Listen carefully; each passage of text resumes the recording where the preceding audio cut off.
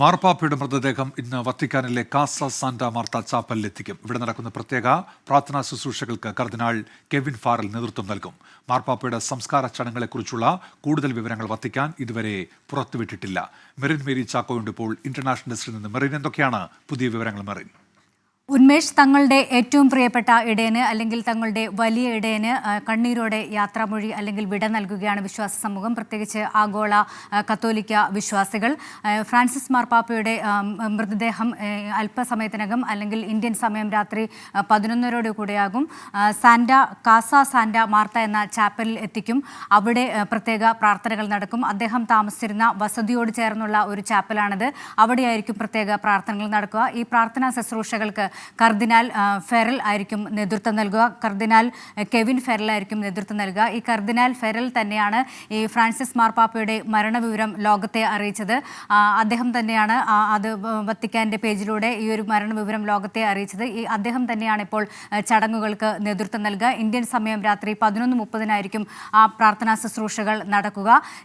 ഈ Kevin ഫെറലിനെ Francis മാർപ്പാപ്പ ജീവിച്ചിരിക്കുമ്പോൾ തന്നെ 2019 നിർദ്ദേശിച്ചിരുന്നു. അദ്ദേഹത്തിനാണ് ഇനിയുള്ള ഫ്യൂണറൽ അല്ലെങ്കിൽ തുടർന്നുള്ള ചടങ്ങുകൾ തീരുമാനിക്കാനുള്ള യോഗങ്ങൾ നടത്തുന്നതും. അത് സംബന്ധിച്ച തീരുമാനങ്ങൾക്കെല്ലാം ഈ കർദിനാൾ കെവിൻ ഫെറലായിരിക്കും നേതൃത്വം നൽകുക.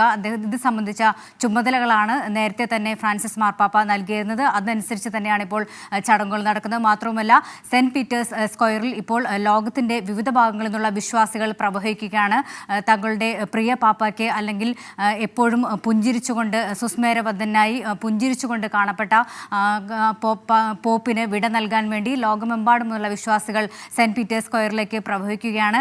അവിടെ തന്നെ ഡിസ്പ്ലേ ചെയ്തിരിക്കുന്നത് പോപ്പിൻ്റെ പുഞ്ചിരിക്കുന്ന മുഖമാണ്. പുഞ്ചിരിക്കുന്ന ഒരു LED വാളിലുള്ള ചിത്രമാണ്.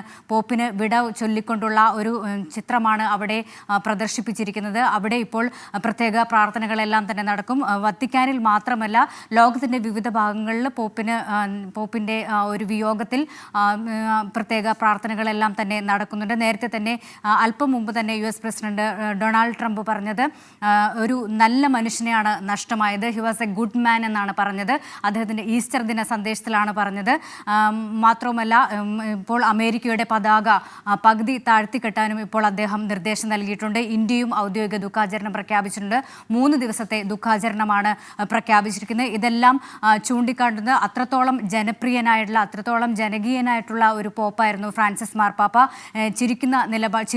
ചിരിച്ച മുഖത്തോടെ അല്ലാതെ അദ്ദേഹത്തെ പോപ്പിനെ കാണാൻ സാധിച്ചില്ല. വീൽ ചെയറിലിരുന്നാൽ പോലും റോമിലെ ജമേലി ആശുപത്രിയിൽ നിന്ന് വിടുമ്പോഴും വിശ്വാസികളെ അഭിസംബോധന ചെയ്തതെല്ലാം നിറപുഞ്ചിരോടുകൂടെ തന്നെയാണ് അദ്ദേഹം വിശ്വാസികൾക്ക് തൻ്റെ സ്നേഹം കൈമാറിയത്. അദ്ദേഹം പറഞ്ഞത് എപ്പോഴും സ്നേഹത്തിൻ്റെ ഭാഷയാണ് ഫ്രാൻസിസ് മാർപ്പാപ്പ എപ്പോഴും സംസാരിച്ചത്. യുദ്ധക്കെടുതികൾ അനുഭവിക്കുന്ന ഈ ഒരു കാലത്ത് യുദ്ധത്തിനെതിരെ കാർക്കശ്യമായ നിലപാടുകൾ എടുക്കാൻ ഫ്രാൻസിസ് മാർപ്പാപ്പ മറന്നില്ല എന്നത് ഏറ്റവും ശ്രദ്ധേയമായ ഒരു കാര്യമാണ്. മാത്രമല്ല, അദ്ദേഹം ഒരു തൻ്റെ ജീവിതം ആത്മീയതയിലേക്ക് സമർപ്പിച്ചിട്ട് പോലും മറ്റ് ഫുട്ബോളിനെ അദ്ദേഹം വളരെയധികം സ്നേഹിച്ച ഒരു വ്യക്തിത്വമായിരുന്നു. മാത്രമല്ല, സ്വന്തം വ്യക്തിജീവിതത്തിലെ കാര്യങ്ങൾ പോലും ഹോപ്പ് എന്ന തൻ്റെ ആത്മകഥയിൽ അദ്ദേഹം വളരെ തുറന്ന് പറഞ്ഞിട്ടുണ്ട്. തുറന്ന് പറച്ചിലുകളുടെ ഒരു പോപ്പ് തന്നെ എന്ന് തന്നെ അദ്ദേഹം, നിലപാടുകളുടെ പോപ്പ് അല്ലെങ്കിൽ തുറന്നു പറച്ചുകളുടെ പോപ്പ് എന്നും പോപ്പിനെ കാലം വിലയിരുത്തും, അല്ലെങ്കിൽ കാലം അദ്ദേഹത്തെ അങ്ങനെ തന്നെയായിരിക്കും ഓർക്കുക. വിശ്വാസികൾ ഇപ്പോൾ എന്തായാലും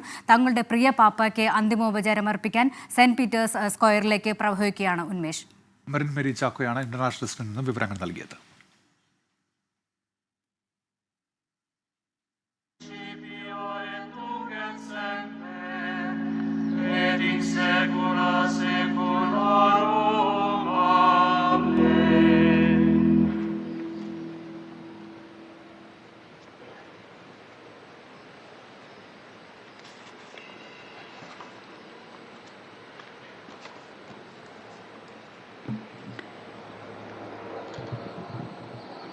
Secondo mistero della gloria. Gesù ascende al cielo. Dal Vangelo secondo Marco. Il Signore Gesù, dopo aver parlato con loro, fu elevato in cielo e sedette alla destra di Dio. Allora essi partirono e predicarono dappertutto. തത്സമയ ദൃശ്യങ്ങളാണ് ഇപ്പോൾ പ്രേക്ഷകർ കാണുന്ന. Merin Mary ചാക്ക തുടരുന്നുണ്ട്. മെറിൻ, ഈ സംസ്കാരം, അതുമായി ബന്ധപ്പെട്ട ചടങ്ങുകൾ, അതിൻ്റെ ഔദ്യോഗിക സമയക്രമം വത്തിക്കാൻ പുറത്തുവിട്ടിട്ടില്ല. പക്ഷേ അവിടെ ഇപ്പോൾ ഇതുമായി ബന്ധപ്പെട്ട പ്രാർത്ഥനാ ചടങ്ങുകൾക്ക് തുടക്കമായി എന്ന് മനസ്സിലാക്കണമല്ലേ? തീർച്ചയായും ഉന്മേഷ്, ഇപ്പോൾ പ്രാർത്ഥനാ ശുശ്രൂഷകളാണ് നടക്കുന്നത്. പ്രത്യേകിച്ച് പോപ്പിൻ്റെ സംസ്കാര ചടങ്ങുകൾ എപ്പോഴായിരിക്കും എന്നത് സംബന്ധിച്ച് വത്തിക്കാൻ ഇതുവരെ വിവരം അറിയിച്ചിട്ടില്ല. പ്രധാനമായും കർദിനാൽമാരെല്ലാം തന്നെ ആ ഒരു ചടങ്ങിൽ പങ്കെടുക്കുന്നുണ്ടെന്ന് തന്നെയാണ് വിവരം. തങ്ങളുടെ പ്രിയ പാപ്പയെ അനുസ്മരിക്കാൻ തന്നെ ലോകത്തിൻ്റെ വിവിധ ഭാഗങ്ങളിൽ നിന്നുള്ള ജനങ്ങൾ ഇപ്പോൾ സെൻറ്റ് പീറ്റേഴ്സ് സ്ക്വയറിലേക്ക് എത്തിച്ചേരുകയാണ്. പ്രത്യേക പ്രാർത്ഥനകളാണ് നടക്കുന്നത്. കഴിഞ്ഞ ഈസ്റ്റർ സന്ദേശത്തിൽ തന്നെ അദ്ദേഹം അവസാനമായി അഭിസംബോധന ചെയ്തിരുന്നു. വിശ്വാസികളെ അഭിസംബോധന ചെയ്തപ്പോൾ സമാധാനത്തിൻ്റെ ഒരു സന്ദേശം തന്നെയാണ് അദ്ദേഹം നൽകിയത്. അതായത് യുദ്ധം അല്ലെങ്കിൽ യുദ്ധക്കെടുതികൾ അനുഭവിക്കുന്ന ഈ ഒരു ജനതയ്ക്ക് മുമ്പിൽ യുദ്ധം ഒന്നിനും പരിഹാരമല്ലെന്ന് എപ്പോഴും വാദിച്ച ഒരു വ്യക്തിത്വമായിരുന്നു ഫ്രാൻസിസ് മാർപ്പാപ്പ. മാത്രവുമല്ല അമേരിക്കയുടെ കുടിയേറ്റങ്ങൾക്കെതിരെയും എല്ലാം കടുത്ത നിലപാടെടുത്തിരുന്നു. യുക്രൈൻ യുദ്ധം, അതുപോലെ തന്നെ ഗസയിലെ ഇസ്രായേലിൻ്റെ ആക്രമണങ്ങളെല്ലാം തന്നെ കടുത്ത ഭാഷയിൽ തന്നെ അതിനെ നിലപാടെടുക്കാൻ ഫ്രാൻസിസ് മാർപ്പാപ്പയ്ക്ക് കഴിഞ്ഞിരുന്നു.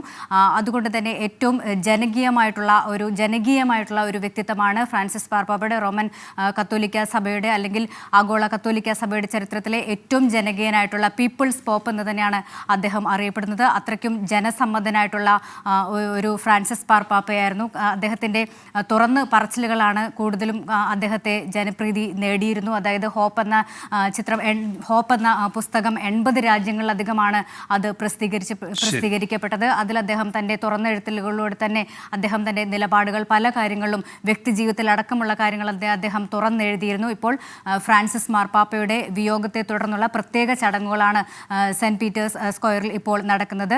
ബുധനാഴ്ചയായിരിക്കും അദ്ദേഹത്തിന് സെൻറ്റ് പീറ്റേഴ്സ് ബസിലിക്കയിൽ അദ്ദേഹത്തിൻ്റെ മൃതദേഹം എത്തിക്കും. അവിടെ വിശ്വാസികൾക്ക് അന്തിമോപചാരം അർപ്പിക്കാനുള്ള സൗകര്യമൊരുക്കുമെന്നാണ് വത്തിക്കാൻ ഇപ്പോൾ അറിയിച്ചിരിക്കുന്നത്. വത്തിക്കാനിലെ പ്രത്യേക വക്താവായിട്ടുള്ള മാറ്റിയോ ബൂർണയാണ് ഇക്കാര്യം വ്യക്തമാക്കിയിരിക്കുന്നത്. അവിടെയായിരിക്കും ലോകമെമ്പാടുമുള്ള വിശ്വാസികൾക്ക് അദ്ദേഹത്തിന് തങ്ങളുടെ പ്രിയ ഇടയന്, തങ്ങളുടെ വലിയ ഇടയന് വിട നൽകാനുള്ള അവസരമൊരുങ്ങുക. ഉന്മേഷ്, മരൺമേരി ചോക്കയാണ് വിവരങ്ങൾ നൽകിയത്. അവിടെ ഇപ്പോൾ പ്രത്യേക പ്രാർത്ഥനാ ചടങ്ങുകൾക്ക് തുടക്കമായിരിക്കുകയാണ്.